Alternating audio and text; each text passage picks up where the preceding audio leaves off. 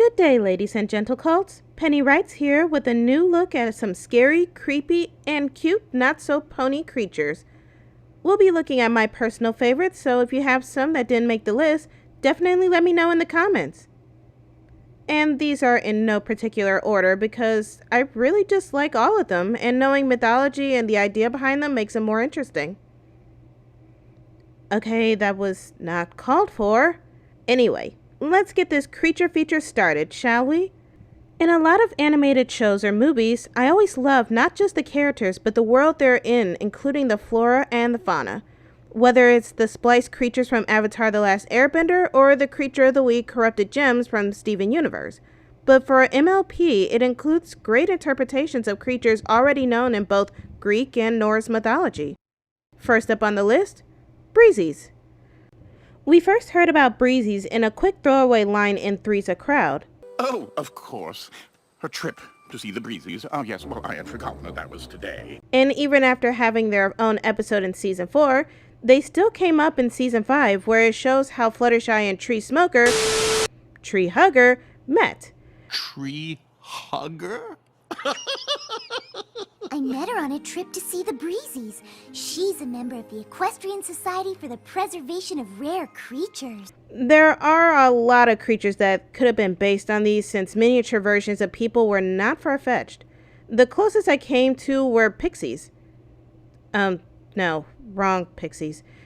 After some research for an hour or so, I found out that pixies are different from fairies, but more of a type of fairy. Pixies are described as childish and mischievous and like playing pranks. Guess you can say tricking a kind pony into letting them crash at her house, eat up her food, and guilt trip her into letting her keep them might count as plain messing with her. Now, a lot of resources I use pretty much has both traits to fairies and pixies. Fairies are mini humans, or ponies in this case, that have large wings. But pixies have pointy ears, brightly colored hair, and skin. And with the mane and coat colors we already see in the pony world, that's kind of hard to place. They also say that while fairies are kind-hearted and share love, pixies are more aggressive and fight for their loved ones. Sounds like Seabreeze to me. Along with another fairy who is pretty overprotective of her loved one, but I'm probably just imagining things. Next creature up on the list, cockatrice. I have to give credit to the artistic team for making these horrifying creatures a little more tolerable for children. I mean, would you have taken a description like this seriously? A cockatrice! It's a frightening creature with the head of a chicken and the body of a snake. That doesn't sound scary. That sounds silly. Wrong, wrong, wrong, wrong. Wrong, wrong, wrong, wrong. Yeah, that was not as silly as promised. Especially when before seeing the creature, it's already turned our main character of the show to stone. This was season 1, and this was legitimately the closest we've come to a character being dead on the show. Yes, we've had them running from hydras, falling off heights, and Ponyville being attacked by mutated parasprites, and an Ursa Minor before this episode. But the danger was averted. Twilight is straight up petrified, stoned, probably dead. And I only say possibly because Discord was turned to stone, but one fight among the CMC, and he breaks free. And let's not forget Rockhoof from Rockhoof in a Hard Place, where Rockhoof, unable to live in the modern world, would rather choose to turn to stone than continue living. So I guess in this case, stone equals eternal sleep. So with that also being the case, the Storm King...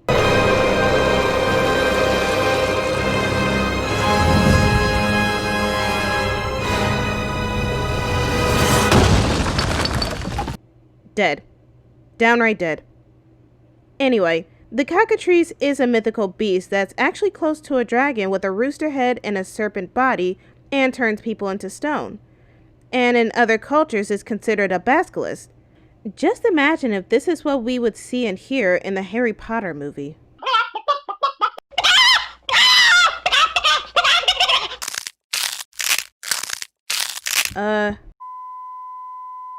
Let's move on. Next on the list is Cerberus. This one is pretty self-explanatory on why this was interesting for me. First thing to note is that this is a giant 3-headed dog. Another thing, this thing came from hell. Not to mention, we've seen a more vicious version of him in Disney's Hercules, so the first time I saw this in season 2's It's About Time, I was kind of shocked. And then to find out that they do have their own version of hell in a Technicolor pony world. It's technically called Tartarus, but let's take a look at the first sentence that defines Tartarus. In Greek mythology, Tartarus is the deep abyss that is used as a dungeon of torment and suffering for the wicked and as a prison for the Titans. Okay, yes, but still, you see what I mean, right? At least we get to see this in season 8's finale, and I'm at least glad we don't have too much suffering, just other animals in cages. Cerberus isn't a new creature in media or literature, and we get his more lovable brother Othros in season 4's Traja, which was not in Tartarus and just randomly found. But then again, when you have the literal door to hell in walking distance, so who knows what other creatures might have crawled out. Maybe our next one on the list, changelings. Changelings was something that randomly came out of season 2's finale, and boy, what a finale that was. Now, there were some complications with researching this one. For one thing, changelings in folklore are fairy children that replace real children while the real child is taken away. It's kind of what happened with Chrysalis replacing Cadence with herself. But then I started looking at the type of powers Queen Chrysalis has, draining the literal soul out of a male pony to become more powerful. Sounds like a succubus to me. Succubi are female demons who can appear in a male's dream or as a male's ideal woman and seduce them into feeding off their energy. Sound familiar? And since hell is real in this world, Chrysalis being a hungry sex demon is pretty plausible. The only difference here is that succubi use sexual activities to feed, and yeah, let's just replace that with love and call it a day. I'm glad the writers took enough from changeling lore to work it into their new being, and the new design had to grow on me, but still, a worthy creature to discuss and possibly have naughty backstory with. Now to get back on track, next creature, Nightmare Moon. Don't get shocked now, I'll explain this. Now, in this place I was gonna put the Tantibus on the list since a dream-hopping smoke monster seemed like a cool creature, but there's more to it than I thought. And for this, we're gonna have to go cross-media. Or just watch the video I did on Luna on my channel. To sum up, in the MLP Comics issue 5 through 8 with the Nightmarity arc, Rarity was possessed by a smoke-like creature that feeds into her insecurities and turns her into Nightmare Rarity. The same smoke-like creature that fed off of Luna and turned her into Nightmare Moon. But instead of having the Tantibus as something Luna herself created in Do Ponies Dream of Magic Sheep, maybe it was part of the Nightmare Moon that was rainbowed out of her in season 1. Maybe it couldn't be destroyed and can only be maintained within the dream realm, and making Luna have the same nightmare all over again. Or maybe it's still trying to corrupt her in her dreams to become Nightmare Moon again. I also discovered there's something called a nightmare. A mare, other than a female horse, is also a demon in Slavic lore that sits on sleeping people's chests and brings bad dreams. Kind of like a paralysis demon, but this one gets you when you're deep asleep. Nightmare, mare in the moon. Just the wordplay along with my video on it makes the Tantibus and or Nightmare Moon something to add to the list. But where there is darkness, let's look to something brighter in our next creature, the Phoenix. The Phoenix is another creature that appears a lot in different forms of media, but I like the idea of what a Phoenix represents. Think about what this creature represents along with the owner we already know about. Common words that the Phoenix is associated with is sun, the Roman Empire, Christ, yeah, enough said the better, and virginity. Sorry, Princess Molestia fans, Celestia stays the 1,000-year-old virgin. The show was also accurate about the Phoenix's life, where it ages, have its feathers fall out, and burst into flames to be reborn from the ashes.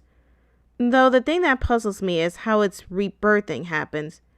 In season 1, where we see the Phoenix die and rise from the ashes, it's fully grown instead of being a baby or a small chick.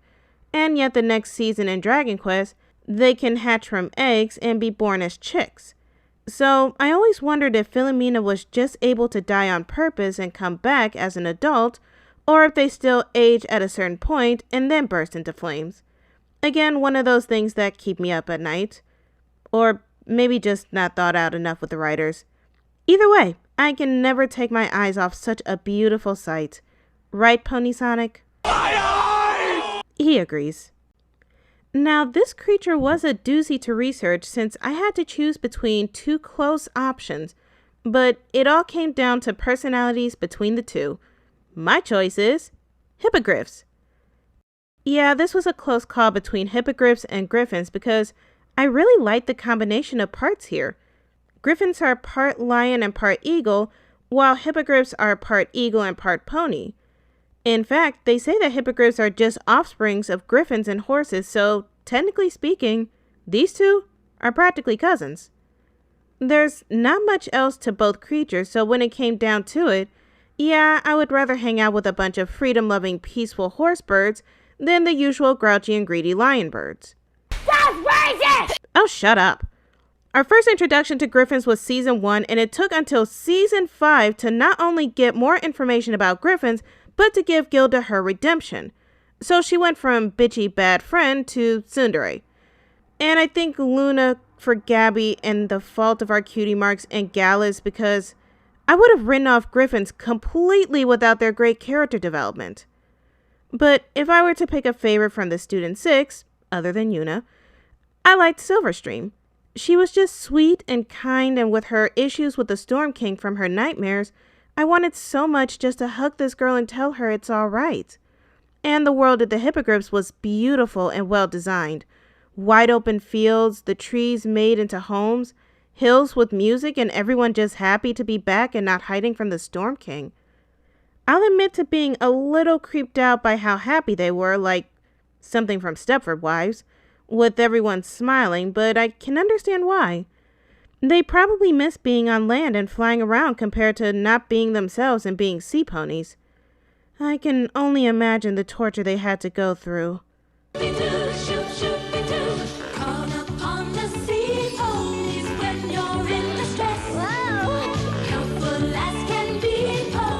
No, no, make it stop! Make it stop!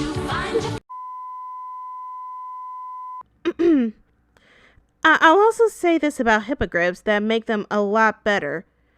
They actually treat Twilight like a princess and someone who saved their lives.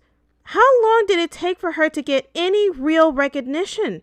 Spike got more recognition for less than what Twilight and her friends have done, at least for all of Equestria. So I'm more for Team Hippogriff than Team Griffin in this case. But let's get to something a little not so nice and a little bit more scary. Wendigos.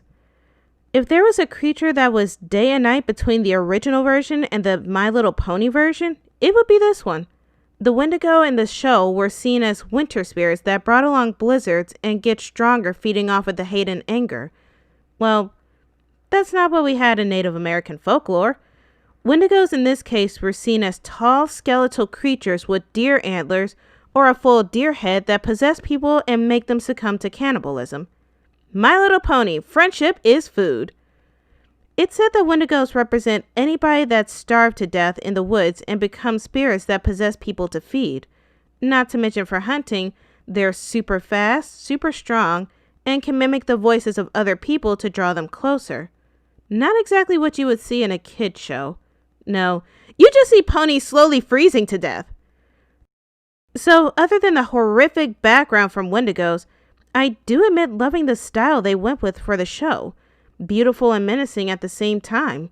Because I don't know how much children would handle a giant deer monster. Not to mention the cannibalism. I can't help it, okay? I am a horror fan, so imagine me watching a holiday special for My Little Pony and right after watching someone play a game called Until Dawn. I'd play it myself, but I'm sure you already know what happens. Anyway, Wendigos are a fierce creature with an even scarier backstory, and I'm glad they made some changes to the design, but still kept some of the scariness. We're coming down to the end, so let's discuss another that's a huge fan favorite, Kieran. The Kieran were first seen in one of my personal favorite episodes, Sounds of Silence. The episode has a great moral about watching your temper, and just because you have emotions doesn't mean you have to be afraid of them. The moment that Kieran came on screen, so much art and love was spawning everywhere for these fluffy, cute creatures, and Autumn Blaze was a good chunk of it. Kieran, with two spellings in Japanese and Chinese origins, originated in Eastern Asian culture and described as a deer-like creature with dragon scales, fluffy mane, and one horn. In a lot of art, they're seen with fire surrounding their heads and use it to defend themselves. Sounds about right for the My Little Pony version. And I do like how the show combined the kind, gentle creatures that bring good luck and fortune with the fiery depiction covered in flames. And big props to the writers for making the Kieran a mix of cute, fun, and exotic. Add in a catchy and relatable song, and you got a great episode introducing an interesting creature. Now we come down to the final creature, and this comes all the way from another dimension. Sirens. Yeah, I hope this wasn't too shocking for too many people. It's practically unanimous that Equestria Girls' second movie, Rainbow Rocks, gave us great music, a natural redemption story for Sunset Shimmer, and one of the best villains of the series. Sirens are seen in Greek mythology and usually depicted as a type of mermaid. They're also able to lure sailors to rocky areas with their songs, causing shipwrecks. If you go into more horror aspects of sirens, they are said to eat the sailors that they seduce. With MLP, they made the songs of the sirens to somewhat seduce and cause chaos. Though I guess comparing sirens and comparing Chrysalis to a succubus might have been a bit more adult than I was going for. My Little Pony, Mature Creatures is Magic. And that was my top 10 list of amazing creatures in My Little Pony. Hopefully your favorites made the list, but if not, let me know which ones you like the most. I'd love to know if any of these creatures made you want to research more about the cool critters we got in this fandom, but I learned way more than I planned to. I'm Penny Wrights, and maybe I'll go hunting for my own singing hills. Take care, everyone. What is this place filled with so many wonders, casting its spell that I am now